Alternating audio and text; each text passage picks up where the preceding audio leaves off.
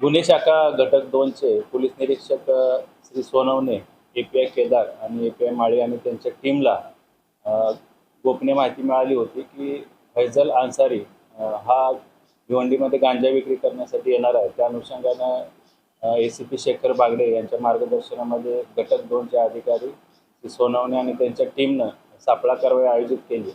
त्यामध्ये फैजल अन्सारी आणि त्याच्यासोबत अनवर अन्सारी आणि अब्दुल अन्सारी अशी 3 इसमांना ताब्यात घेण्यात आलं.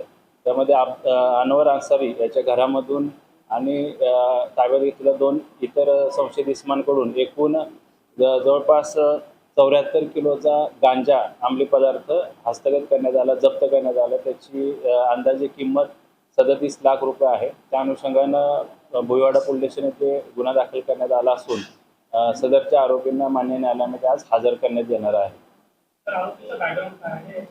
फैजल अन्सारी जो आरोपी आहे त्याच्यावर यापूर्वी 2 NDPSच्या कायद्याने गुन्हे दाखल आहेत आणि इतर आरोपींवर देखील काही गुन्हे दाखल आहेत. तर त्या अनुषंगानं पोलीस माहिती घेत आहेत. प्राथमिक चौकशीमध्ये फैजल या आरोपीनं सदरचा गांजा हा ओरिसा राज्यातून आणल्याची प्राथमिक माहिती मिळाली.